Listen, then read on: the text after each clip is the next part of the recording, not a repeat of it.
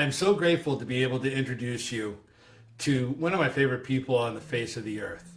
Michelle is a strong, successful woman. Plus, she was lucky enough to be my boss for 7 years. I'm hoping that Michelle's story can help you if you're in the middle of that addiction fight.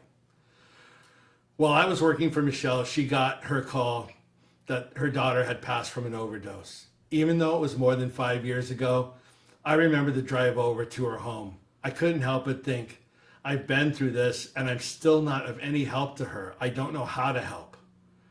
I didn't know what my wife or I would say to her when we got there. Here she is, this incredibly smart, strong, fun to be around human being, and her whole life is turned around over drugs, over addiction. Recovery availability should not be so difficult. Drug availability shouldn't be rampant. In too many cases, we have the wrong people deciding where the money should be spent on a cure. The ideas for the Living Your Best Life Now platform really started that day on that drive over. It is up to us to be able to share the things that we know about what works and what doesn't work in supporting our loved ones with addiction. We need to know what recovery programs are available when the time comes for it. It is up to us to start pressing for better recovery programs. So many folks are fighting the good fight right in the neighborhood you live in.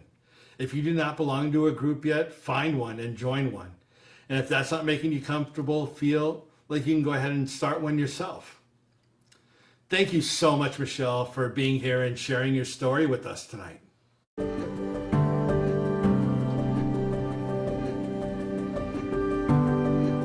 And thank you so much for spending some time with us, Michelle. Yeah, glad to be here. Just to sort of get the story right from the beginning, about how old were you when you found out that your daughter had an addiction? I would say around 36. Yeah. And how old was she? She was 12. Yeah. And prior to her, finding out about the addiction, what kind of life was she living? Was she athletically gifted? Was she outgoing? What kind of things? She was pretty complicated from the inception. She did play sports, but that didn't last long. She did go shopping, but that didn't last long. So she was in and out of things ever since I can remember. She always struggled. I mean, I can remember from 5 years on, always struggling with either self-image or something going on, or I'd get calls from daycare. So there was always something there. And then, did you, prior to her telling you, or when you found out about the addiction, was it because you found something, or was it just the way she was acting? How did this sort of come to light? I got a call from the Plainville Police Department. Yeah. And said that they had found some marijuana in her locker because at that time she had already been kicked out of public schools, and I had her in a regional school in Plainville, so she got picked up by the police department, which then led to conversations about her and what she's been doing, and that's when it all kind of came to the surface. All right, so you find out about the pot.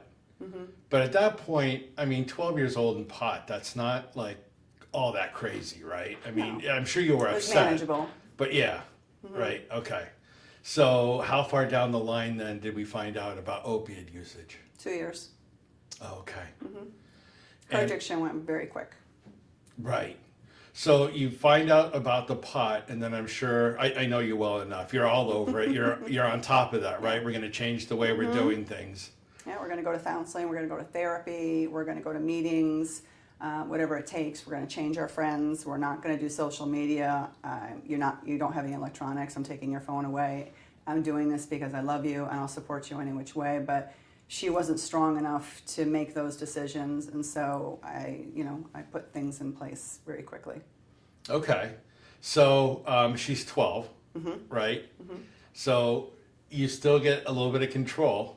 A little bit. Right? So does she still want to go out with her friends and stuff? Or like, how does that work? 'Cause I was 12, right? Yeah, And if I wanted to go do something, I was going to go do it probably when mom or dad weren't watching. So She didn't have a ton of friends, and that was one of the things that was a telltale sign when she did go, because she'd be like, oh, I'm going out with my friends. Well, you don't really do that kind of stuff.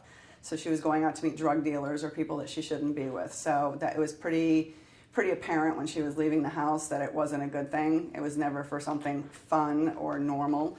That's how I kind of realized. And she did. So yeah, she played that card from 12 to 14 very much, as much as she could.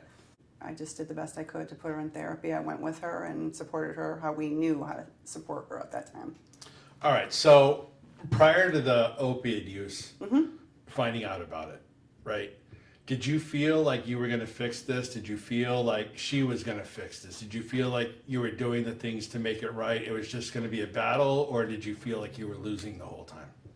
No, I had hope. I come from a family that has addiction, so I've seen it. I've seen addiction and recovery. So I had really no reason to believe that she couldn't recover and she couldn't go into recovery. You never stop being an addict, but she could go into recovery. I never gave up hope, it was just, again, it was just pot, it was just drinking, it was just this. So, it was the low entry level, as I call it. So no, I had a ton of hope at that time. Yeah. I knew her when she was already 20, and she was just full of life, a lot of fun. Yep. I really enjoyed my time with her. She's a little bit shy, of course. Yeah. But I would say that even though I knew, I wasn't guessing that about her, just from her appearance and whatnot. Yeah. So if we go back to when she's 14 and you find out about the opiate use, now how does that go? This is not the same as like some marijuana, right? It was a game changer. Right. It really was. So I think that for some of the folks watching this and hearing your story right now, they may not be familiar with opiate usage and addiction, right? So this is their first go around. Yeah. It's scary. By the time I found out about it, being transparent, when I found out about it, there had been 3 overdoses that I didn't even know happened. So, there were people that were helping her through the overdoses. With her, it was all or nothing. Too much was never enough. So she went fast and furious into it. And she was a bigger girl, so she could take a lot, and she did a lot. So by the time I found out, she was, I wouldn't say years into that, but she was in it for a while. So the hope for me, started to diminish, but then I rear back up, and then something else would happen. But opiates are scary, and it was what I was told by her and by many others. It was the natural path of drug addiction. Your entry level's here, then you go there, and then you go there. The heroin came into place when they took what's those pills they took off the market that they were doing. Oh, like the oxycodone? Yes, when they took the oxys out, she was doing oxys, and oxy was the thing, and oxy was the thing everybody was doing, all her friends, whatever, drug dealers.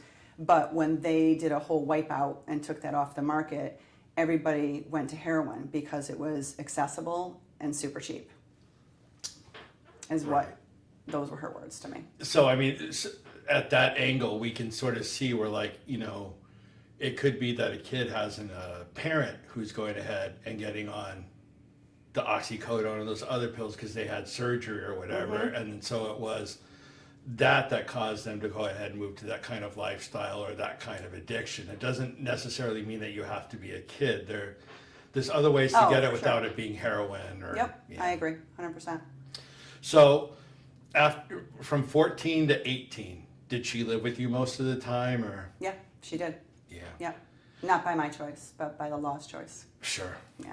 Right. I mean, don't get me wrong. I love my daughter. I wanted her to be with me, but I don't like the 2:00 in the morning walk-ins. I mean, giving people our address. I don't even know who these people are. Weird people stopping at the house, driving by. She would take off for days at a time. I mean, days. I wouldn't see her for days. And then she would just stroll back in as if it was nothing. It was very disruptive to our house. She didn't have a lot of respect for herself, so therefore she didn't have a lot of respect for anybody. And it was very difficult, but also during that time were some of the best times I had with her too. So it was a yin and yang. What kind of good times did you have with her? Vacations and just, spending time together. I don't know if she was sober or on drugs during these times, but it wasn't where she was running rampant, and it was more she was more grounded, and she was more my daughter, and to my son, his sister, and we had like 1 or 2 vacations, and we had a blast. It was a lot of fun. It was just that family unit time. I felt like she was back. She was my daughter again. So she get out of the element, out of that environment, and things were really on the up and up, looking good.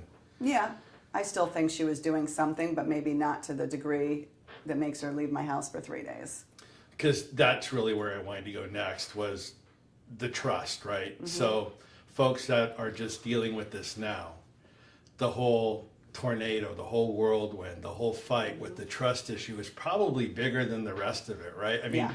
there are things that happen that, okay, you get involved with the police, or you could be worried about, what they're doing and what's going on at the moment. Yeah. But trust is so hard because you're lying to me, like, right? Yeah, I mean, she would look me in the eye and just lie to me. And I knew she was lying, and, there's an old saying, if it looks like a duck and acts like a duck and sounds like a duck, guess what? It's a duck. And but her big thing is, it's not on me, you can't see it, I'm telling you the truth. And, I think she started to believe that lie. And so for a time period, it was every time I looked at her, I had to do this whole 5-second check in my head. Is she lying? Could she be lying? Is it? And I didn't want to live that way. And she didn't want to live that way, and it wasn't fair to either one of us. But you do get on that roller coaster, like question everything, and it can consume you. Now, I know that within months or maybe even a year of her passing, she actually got sober and she was on the road to recovery. She was for a period of time. And had she ever been in recovery for that long where you were starting to think, hey, man, there is light at the end of this tunnel? Or Yeah, a few times. She was in 10 different rehabs throughout her time frame. She was probably in 15 sober houses. She was in inpatient. She was in outpatient. And it always brought me hope. I know she wanted to be sober. You don't, no one wakes up saying, hey, pick me. I want to be a drug addict. I want to have a miserable life. But the addiction became larger than she was. do you remember the first time she went to a recovery program that you thought was good and was going to work? Yes. Yeah. Yep. It was in Stonington. And I was so hopeful and I was so excited and packed her bags and she packed and I packed. And, you think this is it. This is, you don't think this is going to be 1 of 10. I was just like, you're in it to win it, very supportive, anything we could do. And they bring the family in too. So the family is just as much in the addiction as the addict is. And it works similarly, except for we don't typically have the substance with us. So that brought the whole family in. You go to therapy. I went to Al-Anon. She went on to AA and NA. And you think this is the greatest thing ever, and, you see the softer side of her come back, and it's just a wonderful thing. Now, I'm not bringing this up from the pain aspect, but you got folks at home that are starting to fight their way through this. And, the trust again, right? Here you go. You think you've got it. She's saying you've got it. You're doing your part to what you've been told is the best support, right? So you're doing it, and then bam. Yep. No, that's not going to be the way it is. How do you stay focused on loving that person, right? That's breaking the trust with you, holding hope, but then going, man, the honest truth is this is still screwed up. I don't know. I don't know how to fix this. It's hard because I'm a control freak. I fix things, and I couldn't fix her. So that made it very frustrating. I have a career. I have a son. A house I was responsible, bills I was responsible for, so she could only consume so much of my brain. And I had a lot of support. That's what helped me. I did a lot of things that people were told me to do, and not everything I was told to do did I do. They have an old saying, take what you like and leave the rest. Well, I took the nuggets that worked for me, and when I would look at her, I would literally look at her and see disease across her forehead, and it helped me.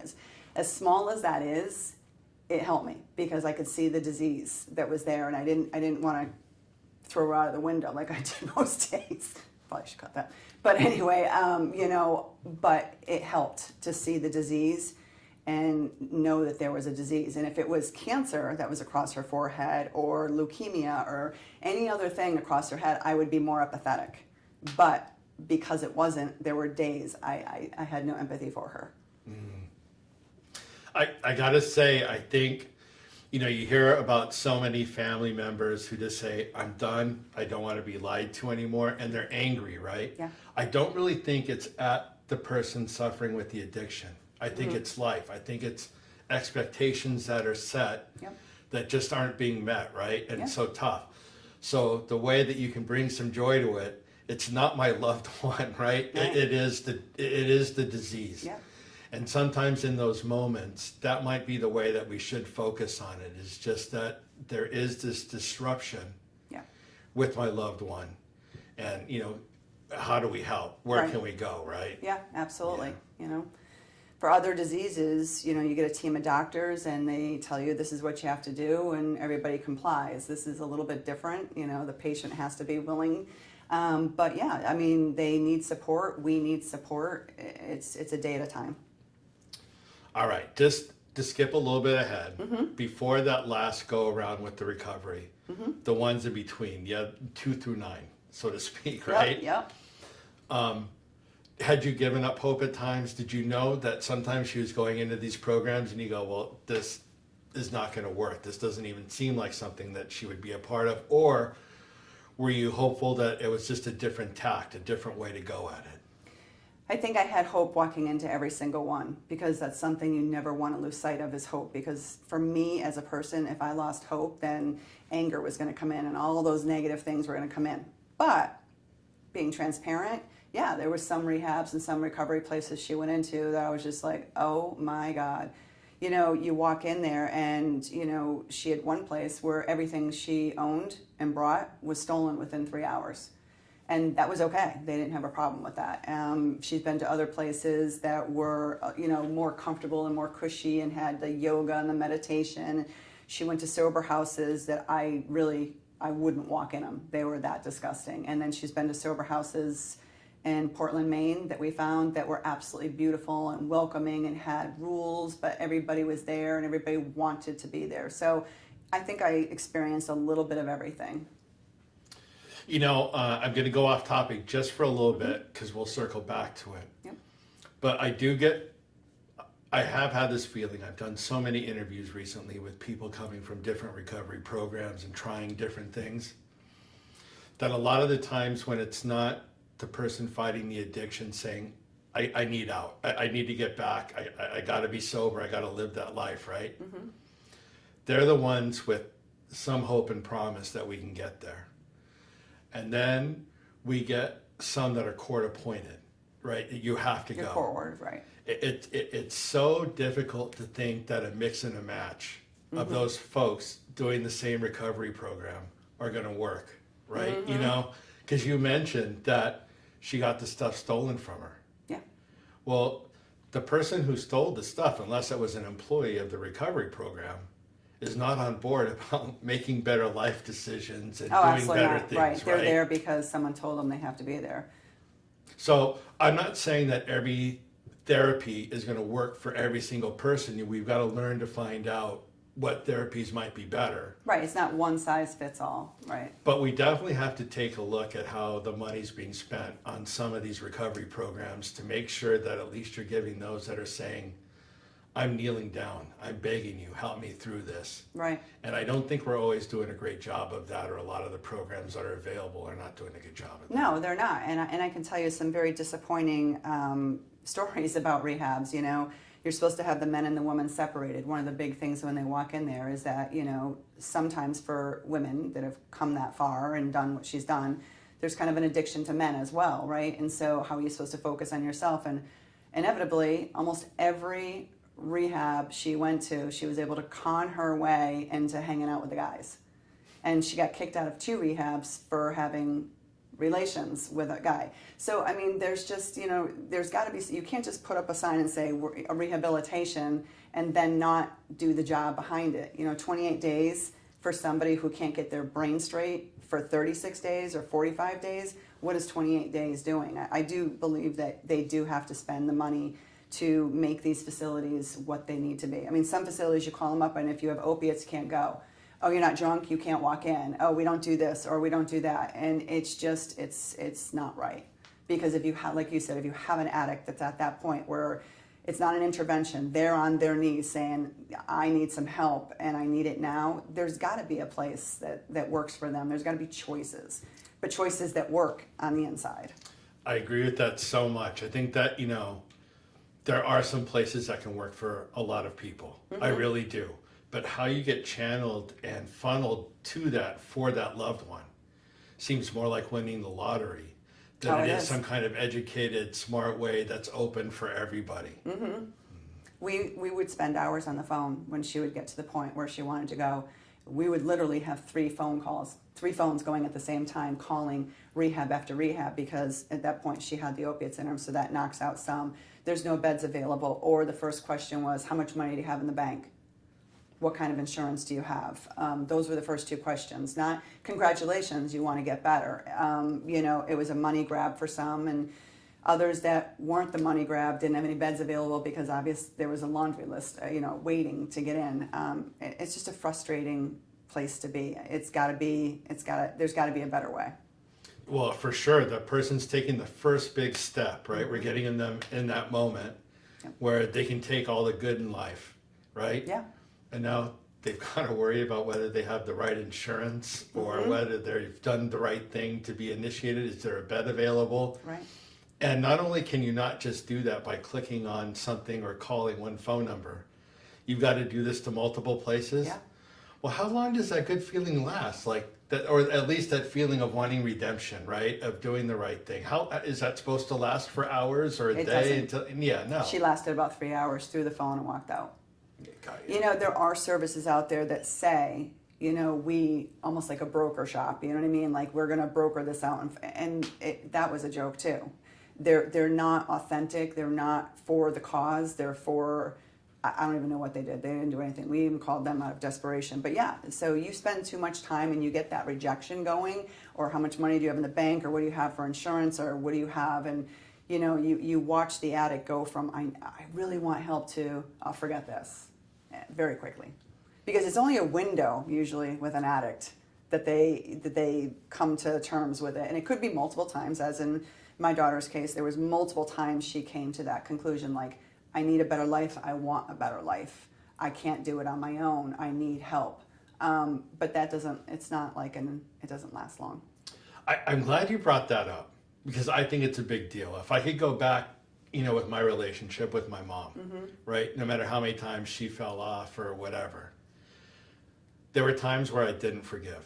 And there were times that I held in the anger, I wish I had just forgiven every single time. I wish I had just given her the love. Now, that doesn't mean that I just let her walk all over me or my brothers or the rest of life, right? But just had said, well, you've got an addiction. This is, where you're at. Yeah. I forgive you. Because all I did was add, right, to the stress. I don't trust you, and I'd be all mad and all those things, right? Yeah. So you were all over that on the forgiveness, and I think the people at home, right, that are listening to this, I think that's a way better place to come from. I can tell you that does not work, being mad all the time. Yeah, I mean, it would creep in. She would do something that was really hurtful, and she'd go on a binge, and it takes everything you have to look at her and say, no matter what she does, she's still my daughter, I still love her, I know it's an addiction. I mean, she definitely pushed that envelope a couple of times, but it is better to come from a place of love, because it helps her. But I will tell you, I was also told to do certain things too, you know what I mean? So there's a lot of mixed messages out there. I mean, you go to one meeting or one Al-Anon place, or you go to one therapist and they're like, put your boundaries up. Well, what does that mean? What are boundaries? I know what my boundaries are. They're going to differ from yours. What your tolerance is and acceptable, what my tolerance is and acceptable. So I think it needs to be individualized. Again, you know what I mean? Like, our tolerances for what we can and can't take, what we will and will not accept, will differ, and that shouldn't be judged. Just because I let her do what my tolerances were okay with doesn't mean that you would agree with it, or vice versa, but that's okay. You know what I mean? We're different individuals, different circumstances maybe, or same circumstances, but still different individuals, and that's okay too. But people have to remember, it's okay. You don't have to follow what the Smiths are doing. You have to do what's right for you. Love that, 1,000%. Because I don't think that it was just You know, a lot of times we think that forgiveness means that, oh, it's all okay, I'll let you do it again. And that's not what it is. Yes. Forgiveness is, I still love you, but hey, there may be a whole new set of rules, right? And that if you want to engage with me, This I'll is how- continue to forgive you, but this is the way it's going to be, right? That's the most important message, is what you just said. It is, forgiveness doesn't mean you're a doormat. And I think people think, well, if I forgive them and I love them, then they're just going to continue to drink. And guess what? They're going to continue to drink. They're going to continue to drug, because we don't control them. They control themselves. And so until they get to the point where they want to get sober, or they want to, whatever they want to do, that's really on them. All we can do is love them and support them the best we can without losing ourselves. I will tell you, I've done like 60 interviews with people trying to be in certain recovery programs. And a couple of them talked about the enabling. And then, they finally smarten up. And there was one in particular who said he still had the support from his family. And so once they realized they were doing the enabling, they cut that off, and he couldn't have been more proud of them, and thought, oh my God, that's what I want to be like. That's what I want to give back. That's Right. who I want to be, right? And then you talk to a few where they never forgive you, right? And they just let you go. Yeah. And it's like, man, I would truly believe, listen, I'm hoping the best for everybody. But I would talk and I go, man, I really have a feeling that they want to they want to live a new life. They want to make better decisions, right? But they go, man, there's just there's no communication anymore. I've burnt that bridge. And it's the responsibility of both parties to go ahead and feel whatever it is they're feeling, Yeah. right? Just because you have a loved one that's an addict doesn't mean that you should be stressed. Right. It can't be helped, right? Right. If you really love them. But if you're stressing on it, you're stressing on it. They aren't making you stress, right? No. And this person that I talked to was so into wanting to recover. They That's knew awesome. that they were going to give it. I'm going to get back. I'm going to, start my job. I'm going to do all this stuff, and I'm not going to quit on them. That's And I awesome. thought, that's it. That's where we want them, Yeah. right? Yeah. And I think that I'm not trying to harp on this, but you don't want to give up. And I think that forgiveness is the one way that you don't give up. Yeah. Forgiveness, hope, knowing what enabling is and what enabling is not. As an example of enabling is, I used to give my daughter cash. Okay, that probably wasn't the greatest thing. So what I started doing was giving her grocery gift cards. And then that wasn't a thing because she'd sell them. So, okay, I walked over to her house with a meal. I found a way to still be there for her without enabling her, and that felt really good. So that's a big thing. But I think forgiveness too is it comes with that hope and that taking care of ourselves. But if as the person close to the addict, if we don't recover and we don't recognize what's going on with us, we have a zero chance of being able to forgive, because it just builds and builds and builds, and you just become so rigid. It almost gets easier to close the door than to watch the addict do what they do. Again, And I we think, yeah. we lose our lives, Yeah. right? We're not making the best decisions in our own lives. Yeah. And how are we supporting Right. them to go ahead and make better Right. decisions? Power of example.